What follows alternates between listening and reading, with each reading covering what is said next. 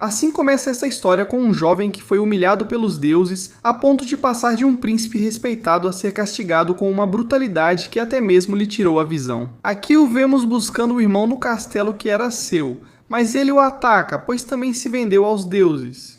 Apesar de seus ferimentos, o aleijado Sao Yun arranca a lança, iniciando um combate onde o albino mostra que tem habilidade, com ou sem olhos. Mesmo após um corte mínimo, seu irmão Bai lhe dá a única opção: fingir que o matou, realizar o funeral, mas ele deve abandonar o nome e o reino. O protagonista mostra que poderia tê-lo matado antes, mas aceita o acordo. O loiro pode ter problemas por deixá-lo vivo, mas o mais provável é que fora do reino ele não sobreviva nenhum dia. Enquanto vemos que anos atrás, o nome Sao Yun representava o herói da humanidade, já que salvou a todos do demônio conhecido como Kuiva, que renasce a cada 333 anos. No entanto, os deuses decidiram que ele estava pecando contra eles, humilhando-o com os piores castigos enquanto seu irmão tomava posse de seus títulos. Agora ele só tem a lança com a qual foi ferido para sobreviver, enquanto avançamos 30 anos nesta pequena comunidade pobre, onde o velho se tornou temido pelos aldeões.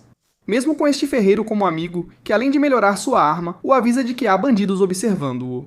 Pois Sao Yun acaba na floresta enquanto esses ladrões têm certeza de que vão tirar tudo de um cego. Para eles é fácil. Ele tenta avisá-los, mas o obrigam a usar um único movimento com o qual desmembra todo o grupo. No final é sempre a mesma coisa. Só se aproximam aqueles que querem matá-lo pelos 50 mil de cobre que vale sua cabeça. E é por isso que ele tem um cemitério inteiro no quintal de casa. Ao tentar descansar, ele encontra uma presença tão rápida e forte que acha que seu irmão, enfim, achou um bom assassino para ele. No entanto, por mais forte que seja, trata-se de uma simples criança que, além disso, está apenas brincando com ele enquanto o abraça. Ele não liga mais para isso, mas à noite um bandido usa a criança para entrar na casa, deixando o velho sem perceber. É o pequeno que, sentindo culpa, o salva. O problema é que não tem costume de matar. Então o velho assume a culpa, o acalma um pouco e, mesmo assim, momentos depois o leva para acompanhá-lo a enterrar o cadáver. Aqui os dois conseguem entender que estão igualmente exilados pela sociedade, já que o menino também está desamparado, dormindo no lixo. Por isso, ele o mantém por perto enquanto o chama de um menino e gradualmente lhe ensina a canalizar o poder em ataques fortes. O velho se surpreende com a grandeza da obra do menino. Mesmo assim, voltam para casa, onde o ferreiro conta que o Kuiva, o demônio, reapareceu. E pode ser a oportunidade de reencontrar e se vingar do seu irmão. No entanto, à noite, ele percebe que a aparição do Kuiva é real, porque está no corpo de Milin. Isso é perigoso, pois ele lembra que durante a aliança só podia eliminar a criatura rapidamente.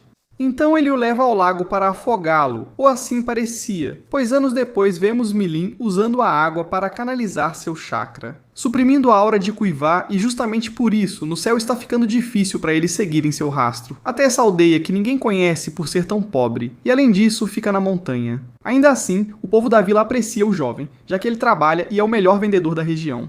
Mas, sem saber, uma praga está se espalhando pelo local. O velho testa Milin, pedindo que canalize o poder e proteja a fruta enquanto ele volta para casa. No caminho de volta, o velho encontra Min Cheng. Seu único guerreiro fiel o alerta sobre a praga, que rumores dizem ser causada pelo Kuiva. Por isso, todos carregam uma pedra que reage à presença do demônio. Por isso, Sao Yun deve avisar o jovem, mas antes percebe que também foi infectado e é aí que aparece o líder da aldeia inteira, Yehuya. Ele tenta escapar com seus homens pela fronteira e para isso usa os infectados. Por isso, o velho é sequestrado. Enquanto isso, Milin consegue completar a missão. Com alguma ajuda do elfo desconhecido, ao chegar em casa, ele só encontra uma marca que desde criança indicava grande perigo e a necessidade de fugir. Naturalmente, ele busca sua única família, encontrando-os em uma ponte onde Yehuya deixa claro que eles devem fugir caso os deuses lancem alguma onda de extermínio que apague todos eles. Para o protagonista, só importa salvar o velho, desafiando o dono da aldeia para um duelo e iniciando uma luta, onde o velho se altera por causa do pequeno. No entanto, seu cavaleiro lembra que não deve se alterar, pois estão preparando a vingança para recuperar o que lhe foi tirado. O protagonista está em desvantagem contra o chicote modificado e tenta proteger a fruta do mestre. Ele percebe que vencer exige mais do que poder, mas sim ter claro o que quer proteger, parando a adaga com a mão nua, e com ela, enviando uma quantidade de energia que joga o rival contra uma rocha. Aqui, o albino reconhece o erro. Mas por lei, ele entrega tudo ao seu povo, até a fortaleza. Só as pessoas importam para ele, enquanto recebe os parabéns do mestre por cumprir a prova. Uma força que todos passam a respeitar. Dias se passam enquanto observamos o general, um gênio da tecnologia obcecado em derrotar Kuiva. Ele conhece toda a sua anatomia, mas ainda assim está frustrado, apesar de tantas guerras. Os humanos nunca conseguiram se defender do demônio, por isso é preciso ir ao limite para obter uma arma. No entanto, é curioso que esse cara e toda a área ao redor dele estão sem nenhum infectado. Por isso, para o ferreiro, o cara deve ter encontrado alguma cura, que pode ser perfeita para Cao Yun.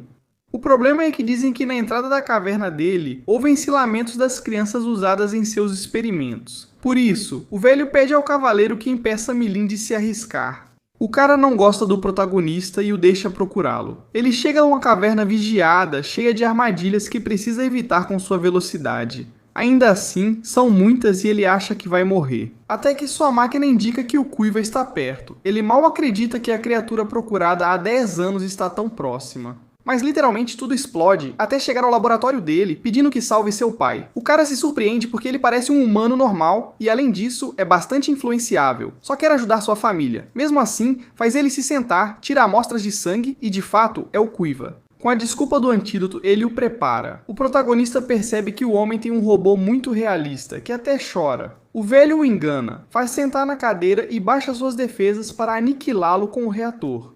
Felizmente, Yehu já está lá fora com canhões, mostrando lealdade ao protagonista. Mas o velho sabe que ele é só um bandido comum. Em algum momento, ele se tornará o demônio destruidor conhecido por todos. Se precisarem se sacrificar pelo objetivo, vão destruir tudo. No entanto, Milin tem outros planos. Ela tenta salvar o homem, leva-o até a entrada da casa, pede que salve sua única família e acaba soterrada. Isso faz o velho lembrar de quando começou a fabricar armas para destruir o Kuiva e proteger a família. Mas sua obsessão o fez negligenciar a filha. Após uma queda, ela ficou gravemente ferida, aumentando ainda mais sua raiva para matar o demônio. Agora, após conseguir, sente-se mais vazio, algo que os livros nunca descreveram. Que o Kuiva tivesse uma personalidade tão humana, até mesmo uma família. Então ele acaba de joelhos, enquanto Yehu já o leva para cumprir seu trabalho. No entanto, dos escombros aparece Milin, que se arriscou ainda mais. Ao salvar o corpo robótico da filha, o velho finalmente abaixa a cabeça.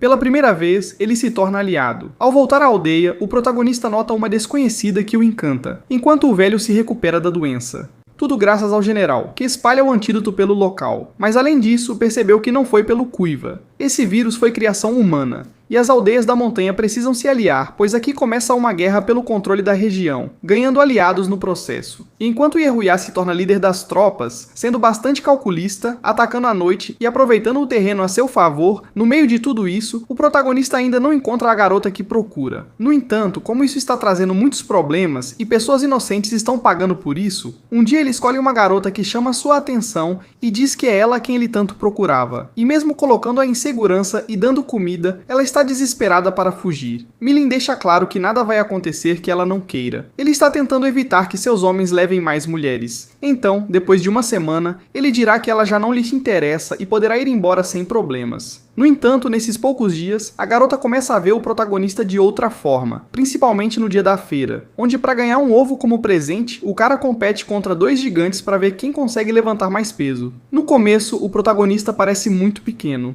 mas ele tem uma resistência brutal. Mesmo assim, a garota se preocupa, mas o protagonista tem tudo sob controle, o que de alguma forma a impressiona. Só que depois ela descobre que já estão preparando o casamento deles, algo que ela pensa ter sido plano do protagonista. Mas o velho diz a ela que o povo da aldeia não está para brincadeiras, que ele deve levar a garota a sério ou desistir dela. Então chega o dia do casamento, onde a garota vai preparada com seu vestido, quando de repente aparece um encapuzado para sequestrar a noiva. Todos ficam preocupados e em alerta, mas é o protagonista quem a leva para casa, não sem antes mostrar a ela uma paisagem onde ela sente pela primeira vez o quanto esse cara é confiável. E algo muda para ela. Então ela pega o barco, avança um pouco e, de repente, se transporta para a Terra dos Deuses, onde se revela que ela realmente é a garota que o protagonista tanto procurava, de cabelo azul, mas disfarçada porque foi enviada para encontrar o Kuiva. Só que depois de tudo o que aconteceu, ela não tem certeza. Enquanto isso, o protagonista agora está triste porque o velho não pode ver tudo o que eles viveram. Então ele ouve falar de um torneio cujo prêmio principal é um objeto conhecido como o Olho de Cristal. A principal função é encontrar o Kuiva, mas também devolve a visão aos cegos. tudo isso em um evento organizado justamente pelo traidor Bey. Mas aqui o protagonista chega ao Coliseu, onde ao passar pela revista tentam acusá-lo de ter roubado o convite, já que pessoas comuns não podem estar ali. No entanto, ele é salvo pelo guerreiro que encontrou certa vez enquanto treinava, e que explica que qualquer um não pode participar do torneio, já que o vencedor também poderá aspirar a se tornar líder. De la alianza contra Quiva. El prota no sabe qué hacer. Mas é evidente que ele tem força para participar. E Bey, que estava passando por ali, o vê, inclusive com seu amigo Elfo, que é perseguido antes da competição, já que a família dos leões aspira à liderança da aliança. Por isso, eles querem eliminar os mais poderosos antes do jogo. O protagonista vai ajudar com os ensinamentos que recebeu do seu velho. Chega o dia do evento, onde justamente o elfo consegue avançar até a final contra um cara montado, que não acredita que deixem aleijados competirem na final, zombando dele. O elfo não responde, iniciando um combate equilibrado, onde o leão vence em força e velocidade. Além disso, o braço do elfo treme. Mesmo assim, cada espada só consegue ser bloqueada, numa coreografia de verdadeiros campeões. E pela velocidade, o elfo consegue arranhar um pouco o olho do rival, que fica cheio de raiva e ativa mais dedos de chakra, fazendo com que cada golpe fique ainda mais forte. Sua espada acaba destruída e ele estava um golpe de perder. No entanto, acaba surpreendendo ao desviar do ataque, e com o que era seu braço ferido, ele dá um soco carregado de energia, que o manda voando e o faz bater contra uma parede, ficando encurralado porque acabou de perder. Esse foi o conselho do protagonista. Ele aguentou o torneio inteiro sentindo a dor do braço machucado, lutando com ele para que no final o adversário baixasse a guarda. Assim, ele guardou o impacto final. O Coliseu comemora. Como combinado, o protagonista fica com o olho de cristal por ajudar na vitória e se despede do velho Vai, cada um seguindo seu caminho. Não se sabe se foi um traidor. Vemos o procedimento de instalação do olho de cristal no velho. Nos primeiros dias de recuperação, a visão é delicada, mas ele já se emociona ao ver as cores. No entanto, eles são interrompidos por uma carta convidando os líderes das aldeias para finalizar a aliança de toda a montanha em um grande banquete, o que claramente é suspeito, mas o albino deve comparecer. Só que o obrigam a deixar sua arma na entrada, enquanto todos os líderes decidem quem poderá liderar os demais. Enquanto isso, de maneira estranha, está impaciente para que escolham ele, já que sua proposta é que unam forças para chegar a um acordo com a aliança. Mas para Cao Yun, não é uma boa ideia. É evidente que tudo ficará bem nos primeiros dias, mas continuam sendo manipulados pelos deuses. Aos poucos, os líderes passam a vê-lo como colaborador do inimigo. Sentindo-se derrotado, ele usa sua carta na manga, revelando a todos que o velho albino, na verdade, é irmão do líder da aliança. Por isso, o ódio se inverte e todos o rotulam como infiltrado. É claro que seu irmão roubou seu trono. Sem motivo para voltar, querem apenas que ele prove lealdade bebendo um vinho possivelmente envenenado. Ele faz isso, assim como a maioria dos líderes. Acabam aceitando que por ser tão poderoso, ele seja o líder deles nessa grande guerra. Mas além disso, com toda a raiva que sente, Cao diz a todos que não precisam segui-lo e arriscar suas aldeias por quem criou o Quiva desde pequeno. Os outros líderes ficam visivelmente agitados. O demônio das lendas, causador de caos, os assusta muito. Eles são forçados a não fazer nada. No fim, o pânico é porque a aliança pode puni-los. O banquete segue como se nada ocorresse. Enquanto o velho lembra que após a operação não podia usar chakra sem arriscar o corpo, ao ouvir críticas sobre quem considera quase um filho, ele força os olhos, conseguindo enxergar um pouco enquanto enche seus braços de energia. Pois aqui, enquanto Sangra se levanta para metralhar todos os líderes das aldeias nesta sala, e qualquer um que se interpusesse em sua saída. Graças ao caos, Gen e Yehuya estavam prontos para entrar. Mas não é necessário, tudo o que sabem é que agora, definitivamente, só resta um líder para toda a montanha. Assim os dias passam. Milin volta para casa, mas precisa se preparar, porque agora os reinos na fronteira das montanhas estão preparando suas forças para enfrentar Cao Yun com grandes e poderosas armas. Ainda assim, subestimam o adversário. Acham que por mais que venha de uma família importante, sua habilidade é limitada por ser cego. E o fato de ele estar com eles é mais uma oportunidade para apagá-los do mapa. Então, no dia seguinte, eles se reúnem com o Reino das Feras, que na verdade não está muito interessado em se envolver em uma guerra que não é sua. Mas, como querem se dar bem com a aliança, terão que fazer esse sacrifício. E terminar logo com o velho, que está passando pelas terras dos leões. Eles mandam uma carta dizendo que não querem guerra, que pazem o mais rápido possível. No entanto, é claro que se trata de uma armadilha para poder enfraquecê-los e depois emboscá-los com o que é uma espada especial que se alimenta dos chakras, multiplicando sua força. Então, eles devem estar prevenidos. No entanto, aqui, Cao Yun parece sofrer um desmaio, e isso os obriga a descansar pela região. O velho não deve se mover por 7 dias nem usar seus poderes, mas ficar parado lhes dá uma vantagem em caso de emboscada, já que tem suprimentos suficientes para se defender e se alimentar. Enquanto isso, o leão, com o passar dos dias, vai ficando sem comida. Por isso, eles se retiram, e seus aliados estão decididos a iniciar o combate de frente. Afinal de contas, o povo das montanhas não passa de bandidos fracos. No entanto, o protagonista já está preparando tropas para atacar pela retaguarda, então os leões começam em desvantagem. Mas o combate consegue se estender bastante ao utilizarem canhões contra o povo das montanhas. Ainda assim, a força dos protagonistas é superior e conseguem tomar o que resta da montanha, enquanto só restam rivais caídos pelo chão. Mesmo assim, o Albino, com sua arma poderosa, é orgulhoso demais para recuar, e em um momento faz uma verdadeira carnificina. Por isso, Milin, para evitar mais mortes, o desafia para o combate final de guerreiros. O duelo de espadas começa com velocidade dos dois, mas a diferença nas armas realmente faz diferença, liberando uma aura carregada com o poder dos deuses. Ainda assim, o protagonista avança e bloqueia o que pode, mas é quando fica soterrado que ativa algo a mais, liberando finalmente os 4 chakras. Aqui, sua energia muda para um tom vermelho, onde a arma é o próprio corpo, e com isso ele acaba dominando seu rival com esse impacto massivo, pois, como dizem as regras dos duelos, deve entregar sua arma e se ajoelhar. Ainda assim, o protagonista não vê sentido em uma humilhação dessas. Ele sabe que não é seu jeito de fazer as coisas, e também não vai ficar com a relíquia. Por isso, o gigante fica confuso. No entanto, ele realmente respeita sua força. Assim, ficando sem honra e sem propósito, decidem acolher essa besta entre as tropas para a noite. Milin termina de se recuperar dos ferimentos, mas a aventura deve continuar, e ele tem trabalho a fazer para chegar até a Aliança e finalmente enfrentar os deuses. No entanto, é aqui que termina a primeira temporada deste Donghua, que no último episódio já anunciou, inclusive com animação, a segunda parte para 2022.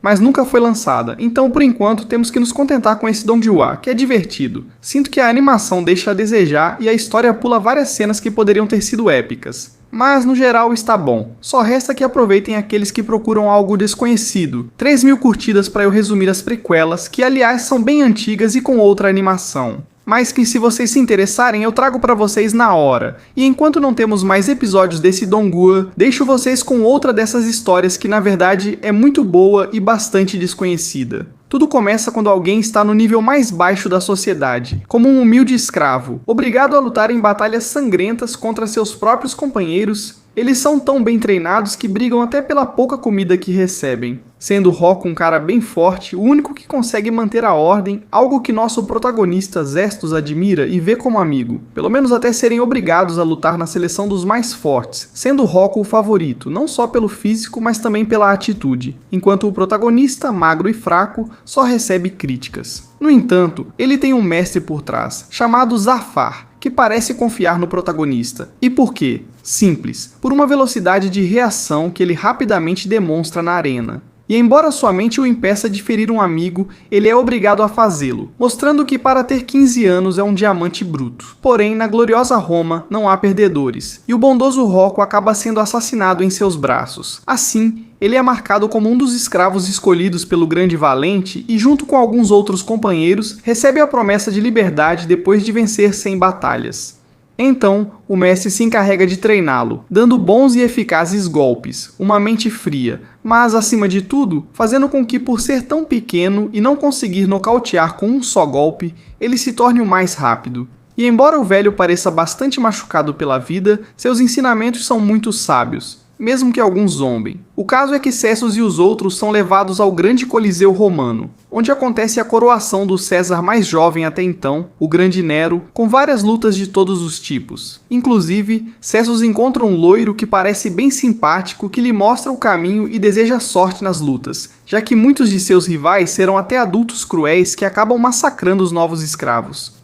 No entanto, mesmo que o protagonista suba com medo e com um rival que literalmente é uma besta, algo que até Nero das arquibancadas admite que será um massacre, o rival é tão lento e gigante que Cestus aproveita sua velocidade para dar um golpe na cabeça que o apaga, desfrutando um pouco de glória, pelo menos até vermos que quase perde a vida por defender seu rival, que, como vimos antes, deveria morrer. Ainda assim, como o garoto chamou a atenção de Nero, ele acaba sendo salvo e até convidado para a sala VIP, reconhecendo sua força e a de seu mestre, que a mãe lembra como uma velha lenda que lutou até contra o guarda real de Métrio, que também tem seu filho como pupilo, e não é outro senão o loiro de antes, chamado Ruska, uma fera em combate com uma brutalidade digna do pai, e que será uma amostra do nível que o protagonista enfrentará. Assim, os dois são levados ao palácio para acompanhar Nero. No entanto, o garoto se distrai tanto de suas tarefas que enfurece a mãe, que faz os dois guerreiros lutarem até a morte. Porém, Ruska sabe que é muito mais forte que o protagonista, e para não matá-lo ali, acaba desmaiando-o com uma chave. Além disso, Nero, descontente com a mãe, a desobedece, o que acalma as coisas por enquanto. Até o César fica um tempo com o escravo Cessus enquanto Ruska é repreendido pelo pai, que não queria que ele fosse gentil, queria que pelo menos quebrasse as pernas do rival. No entanto, o protagonista também não se sai melhor, já que por um tempo sofre muitos abusos com Nero. Donos foi vítima das piores humilhações, acabando nas mãos de um gordo que leva ele e seu mestre até a Grande Pompeia, onde é vendido para um candidato às eleições do local que está organizando seu próprio torneio de combates. E tendo como organizador esse cara chamado Nazca, que lhes mostra que a área de treinamento, com alguns companheiros um tanto complicados, como Enden, um antipático que arruma confusão com todo mundo, mas que só de ver seu jeito de treinar e sua força bruta, já sabemos que é muito forte. Além disso, é um estilo de combate que vai trazer problemas para Cestus. Então, por enquanto, é preciso treinar. No entanto, o protagonista curioso acaba encontrando à noite Sabina, que pensava ser um ladrão, mas é a mulher mais bonita de toda a cidade, e que descobrimos ser o amor impossível de Enden, que mesmo com sua força é um verdadeiro simp, um fã de carteirinha. E mesmo que a garota o rejeite 1000 vezes, ele não se importa, nem mesmo recebendo zombarias de todo mundo. Apesar disso, a garota não é totalmente má, e quando precisa ajudar, ela ajuda, como essa cidadã cuja taberna foi tomada por assediadores. E Sabina leva o grupo do protagonista para enfrentá-los, sendo Cestus o que mais se destaca, porque à primeira vista é o menor e mais fraco, e mesmo que seus punhos não sejam suficientes contra esse gigante, ele acaba chamando a atenção da mulher, coisa que Enden não consegue. Na verdade, descobrimos que o cara é fã dela há anos, e tudo o que ela pôde prometer foi que se ele completasse um recorde impossível de 50 vitórias seguidas, ela lhe daria a liberdade e o faria seu braço direito. Para isso só faltam 2 vitórias. No entanto, isso é um problema deles dois, ao protagonista não interessa, ele só continua seu treinamento para que seus golpes sejam mais letais. Até Zafar o ajuda a praticar um golpe que não só nocauteia, mas mata, algo que o protagonista não tem certeza se deve usar. Porém, a própria Sabina o chama ao seu quarto, propondo que ele a acompanhe em sua próxima viagem a Roma, não como escravo, mas como seu guarda-costas de agora em diante, o sonho de qualquer escravo. Mas o protagonista, que já viveu com um líder, nesse caso Nero, que em busca de um amigo acabou sendo um abusador e ele teve que fugir, decide que vai conquistar sua liberdade com seus próprios punhos. Então ele recusa a oferta, algo que essa mulher nunca tinha experimentado antes. Ela se torna obcecada pelo protagonista de forma negativa, ordenando a Enden, seu fantoche, que o enfrente e mostre o desespero de ser escravo. A besta inveja porque Sabina, a mulher que mais respeita, está interessada no recém-chegado. Será uma batalha interessante, com um protagonista que aos poucos ganha nervos de aço, dedicando-se ao treinamento e aprimorando o golpe fatal que aprendeu. Até o grande dia com a beleza da cidade como espectadora. Enden é o favorito do público por sua carreira, e ao apresentá-lo, um simples garoto como rival. Todos acusam que será fácil demais, mas nada disso importa quando o protagonista fica sério. Então ele começa atacando com uma velocidade que Enden mantém sob controle, esperando o momento certo para responder. Mas o garoto continua aumentando a velocidade a um ponto em que o mais forte de Pompeia recebe um golpe direto no rosto, que o derruba por um tempo. No entanto, por mais que isso enlouqueça o público, o dano em Enden é mínimo, e o protagonista acaba de esgotar sua resistência. Então é hora de também receber castigo, inclusive com golpes em áreas específicas que hoje em dia seriam ilegais, fazendo-o perder o equilíbrio, mas principalmente obrigando-o a atacar. Algo que Enden aproveita para dar um golpe bastante letal na nuca que o deixa inconsciente, e mesmo que ele se levante por determinação, perde parte da memória de curto prazo, sentindo apenas o perigo em que está, com todo o corpo vibrando de dor. Assim começa a troca de golpes, dando e recebendo sem parar por um bom tempo, em que todos reconhecem o quanto o garoto de 15 anos é forte, e parte da arquibancada começa a torcer por ele, incluindo Nazca, que em seu momento teve a mesma oportunidade que o protagonista ao ser escravo, mas tomou a decisão fácil, acostumando-se à boa vida. Agora, Zestus é o exemplo de determinação que ele nunca teve, por isso, conecta tão bem com o público. enquanto o protagonista, sem perceber, começa a acertar golpes nas costelas que enfraquecem Enden, que tenta esconder a dor, mas agora perde resistência, e para Zestus fica mais fácil ler seus ataques equilibrando as coisas. Ou assim parecia, porque Enden consegue ferir o protagonista na testa, o que é ruim para a visão de um dos olhos, dando tempo para a besta se recuperar. E com um protagonista tão exausto, o que lhe resta é a lembrança daquele ataque que vinha treinando. Por isso, arrisca tudo na última sequência de golpes, na qual sai bastante machucado. Mas graças a isso consegue a abertura que buscava para desta vez sim, um verdadeiro golpe fatal na nuca, com uma precisão que faz Enden desmaiar na hora. E mesmo com a motivação de uma Sabina desesperada, a vitória é de Zestus, enquanto o Albino só recebe o ódio daqueles que apostaram nele. Isso sim, do conforto das arquibancadas, porque não desceriam para lutar. E já que a voz do protagonista não é suficiente, Sabina, com o primeiro ato de bondade por seu fã, acalma o público enquanto se despede para sempre de Enden, que para ele é o pior dos castigos. Enquanto isso, o protagonista se recupera depois de sua grande batalha. Ainda assim, o ataque na nuca de Enden é muito parecido com o do protagonista, e Zafar acaba descobrindo que a mesma pessoa que ensinou a ele treinou Enden. Esse é conhecido como Demócrito, um velho malvado que gosta de experimentar com diferentes lutadores e técnicas. Informação valiosa para Zafar, que está à sua procura. Ainda assim, Enden agora tem um peso a menos nas costas e reconhece no final a força do protagonista, assim como o povo de Pompeia, que ele conquistou com facilidade por sua atitude e resistência. Embora na verdade todos em Pompeia vão morrer em alguns anos, o fato é que o protagonista deve continuar, e agora, enquanto é explorado com diferentes trabalhos por um ano, melhora tanto seu condicionamento físico quanto suas técnicas, e um dia aparecem dois caras. Aparentemente normais, mas que estão procurando guerreiros para lutar nos eventos do Grande Nero. Algo em que o dono do protagonista o obriga a participar em uma espécie de eliminatórias nesses mini-coliseus onde o espaço dificulta as lutas. No entanto, Zestus não tem muito problema contra os primeiros adversários, vence-os praticamente só com tapas, mas vai ficando cada vez mais brutal, chegando a bater até em lutadores caídos no chão.